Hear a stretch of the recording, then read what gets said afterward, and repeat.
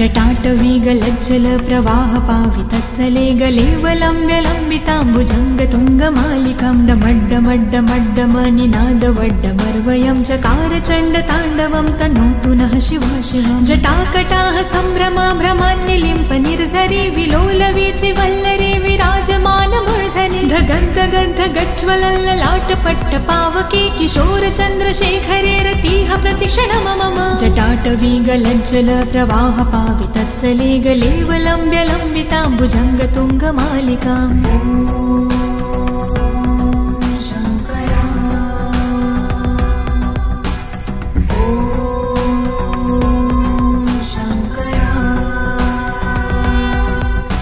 धराधरेन्द्रनन्दिनी विलासबन्धुबन्धुरसुराद्रिगन्ध सन्तति प्रमोदमान मानसे कृपाकटाक्षधारिणी निरुद्ध दुर्धरापदि कवचदिगम्बरे मनो विनोदमेतु वस्तुनि। जटाभुजङ्ग पिङ्गल स्फुरत्फणामणि प्रभा कदम्ब कुङ्कुमाद्रव प्रलिप्त दिग्वधूमुखे मदान्ध सिन्धुरस्फुरत्वगुत्तरीय मेदुरे मनो विनोद धुत्तं बिभर्तु भूतभर्तरे।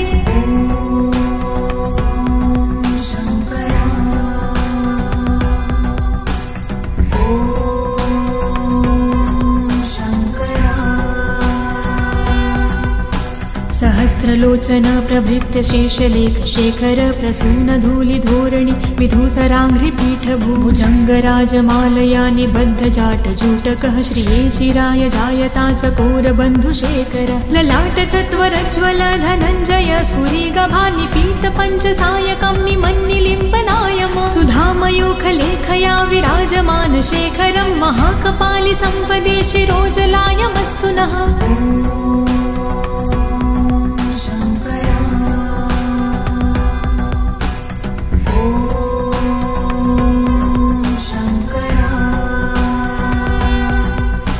करालभालपट्टिकाध गद्द गद्द गज्वल धनञ्जयाधरीकृत प्रचण्ड पञ्चसायके धराधरेन्द्र नन्दिनी कुचाग्रचीट पत्रक प्रकल्पनैक शिल्पिनी त्रिलोचने मते मम। नवीन मेघमण्डली निरुद्ध दुर्धर स्फुरत् कहोनिशीथिनी तमः प्रबन्ध बन्धुकन्धर निलम्पि निर्झरीधरस्तनोतु कृत्ति सिन्धुरः कलानिधान बन्धुरः श्रियं जगन्ध धुरन्धर।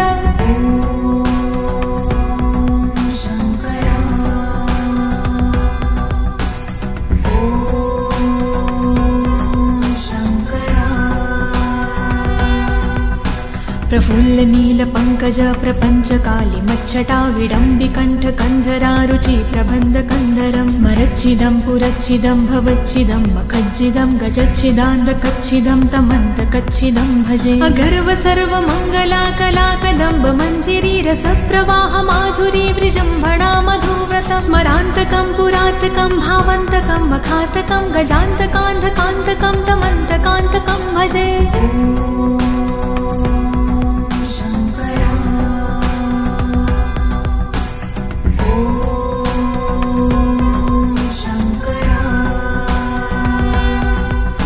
जयद्वद ब्रवीभ्रम भ्रमद्द जङ्गमस्फुर धगद्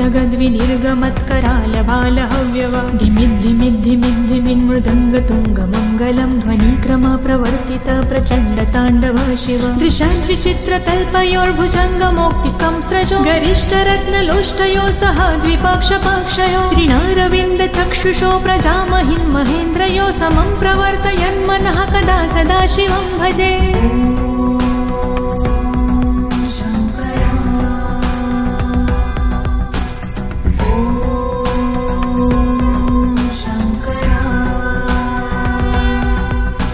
कदा निलिम्प निर्झरी निकूज कोटरे वसन् विमुक्त दुर्मति सदा शिरः समञ्जलि वहन् विमुक्त लोल लोचनोल लाम भाल लग्नकः शिवेति मन्त्रमुच्चरन् कदा सुखी भवाम्यहं। निलिम्पनाथ नागरी कदम्ब मौल मल्लिका निगुम्ब निर्भरक्षणं धूष्णिका मनोहरः तनोतु नो मनोमुदं विनोदिनी महानिशं परिश्रया परं पदं तदङ्गजद्विषाचयः।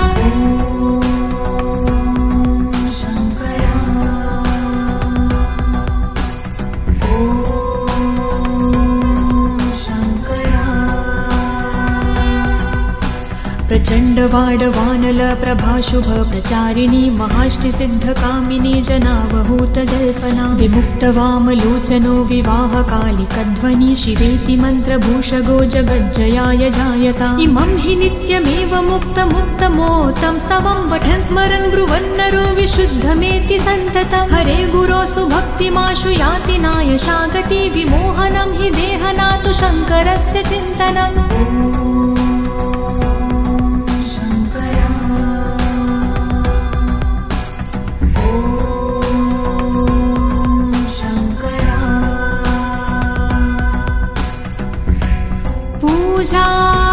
पूजावसान समये दशवक्कृतगीतम् यः शम्भो पूजन्मिदं पठति प्रदोषे तस्य स्थिरा रथगजेन्द्र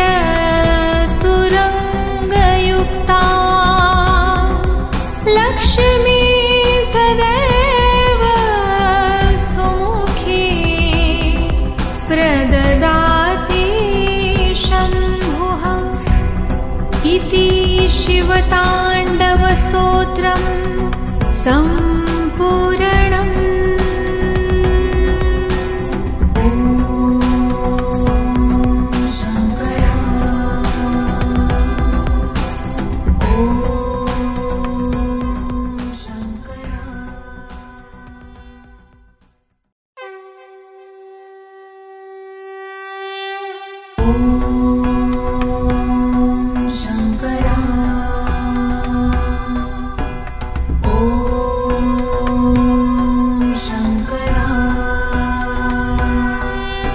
जटाटवीगलज्जल प्रवाह पावितत्सले गलेवलम्ब्य लम्बिताम्बुजङ्गतुङ्गमालिकां डमड्डमड्डमड्डमनिनादवड्डमर्वयं चकार चण्डताण्डवं तनोतु नः शिवा शिवा जटाकटाः सम्भ्रमा भ्रमान्यलिम्प निर्झरे विलोलवीचि वल्लरे विराजमानमूर्धने धगन्धगन्ध गज्ज्वलल्ललाटपट्ट पावके किशोर चन्द्रशेखरे रतिः प्रतिक्षण मम जटाटवीगलज्जल प्रवाह पावितत्सले गलेवलम्ब्य लम्बिताम्बुजङ्गतुङ्गमालिकाम्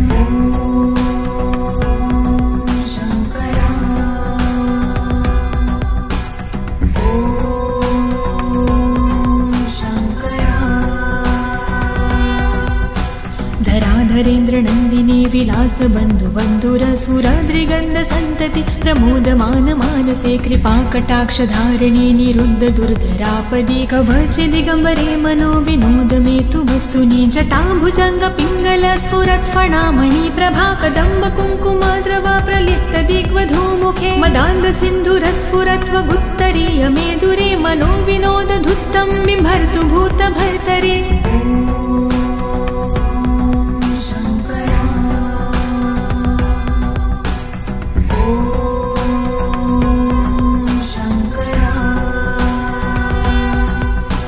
सहस्रलोचन प्रभृत्य शेषलेख शेखर प्रसून धूलिधोरणि विधूसराङ्घ्रिपीठ भुजङ्गराजमालया निबद्ध जाटजूटकः श्रिये चिराय जायता चकोरबन्धुशेखर ललाट चत्वरज्वल धनञ्जय स्फुरिगभानिपीत पञ्चसायकं निमन्निलिम्पनायम सुधामयूखलेखया विराजमान शेखरं महाकपालि सम्पदे शिरोजलायमस्तु नः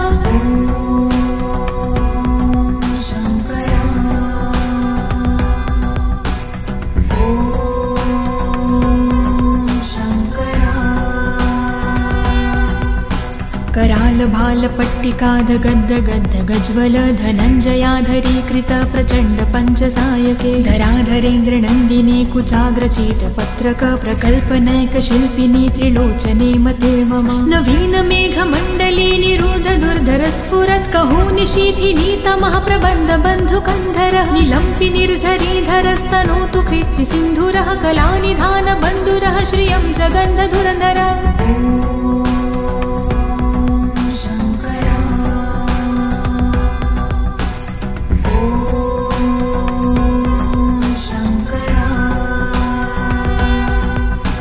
प्रफुल्ल नील पंक प्रपङ्कज प्रपञ्चकाली मच्छटा विडम्बिकण्ठ कन्धरारुचि प्रबन्धकन्धरं स्मरच्छिदं पुरच्छिदं भवच्छिदं मखज्जिदं गजच्छिदान्दकच्छिदं तमन्तकच्छिदं भजे अगर्व सर्वमङ्गला कलाकदम्ब मञ्जिरी रसप्रवाह माधुरी वृजम्भणा मधुव्रत स्मरान्तकं पुरातकं भावन्तकं मखातकं गजान्तकान्धकान्तकं तमन्तकान्तकं भजे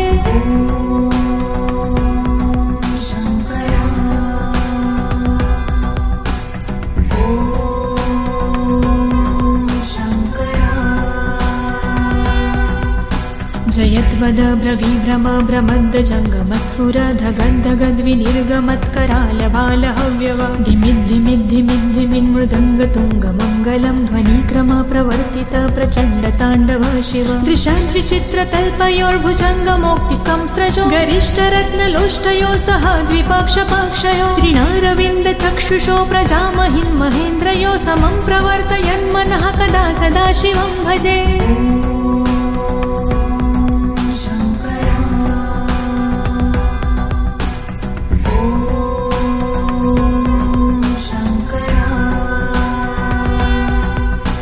कदा निलिम्प निर्जरी निकूज कोटरे वसन् विमुक्त दुर्मती सदा शिरः समञ्जली वहन् विमुक्त लोललोचनो ललाम भाल लग्नकः शिवेति मन्त्रमुच्चरन् कदा सुखी भवाम्यहं निलिम्पनाथ नागरी कदम्ब मौल मल्लिका निगुम्ब निर्भरक्षणं धूष्णिका मनोहरः तनोतु नो मनोमुदं विनोदिनी महानिशं परिश्रया परं पदं तदङ्गजद्विषाचयः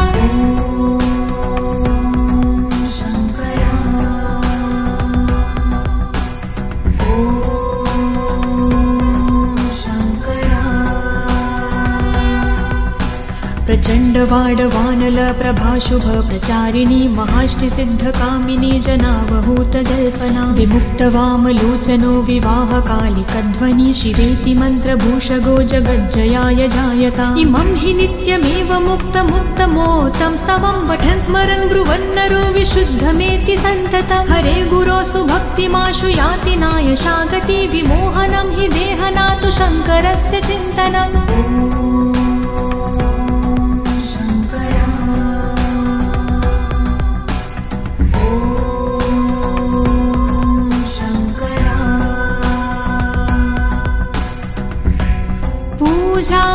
पूजावसान समये दशवक्कृतगीतं यः शम्भो पूजन्मिदं पठति प्रदोषे तस्य स्थिरा रथगजेन्द्र